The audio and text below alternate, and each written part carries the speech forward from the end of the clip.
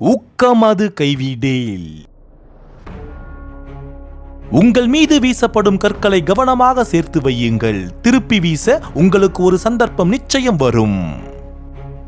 உங்கள் வயதை ஒரு தடையாக நினைக்காதீர்கள். பிடித்த காரியத்தில் நீங்கள் உழைக்க தயாரானால் உங்கள் வாழ்வு உயர தயாராகும். குறி பார்க்காமல் சுடுவது எந்த அளவிற்கு ஆபத்தானதோ அதைவிட பேராபத்தானது சிந்திக்காமல் பேசுவது. நீங்கள் பேசும் பேச்சில் கவனமாக இருங்கள். ஒரு சிறு பிழை போதும் நீங்கள் வாழும் வாழ்வு முற்றிலும் தலைகீழாக மாறுவதற்கு. உணர்ச்சி வசப்படாமல் இருங்கள். கொதிக்கும் தண்ணீரில் உங்களால் உங்கள் முகத்தை காண முடியாது. அதேபோல் கோபம் கொண்ட மனநிலையில் உங்களால் உண்மையை காண இயலாது. எதுவாயினும் உங்கள் மனதை அமைதியடைய செய்யுங்கள்.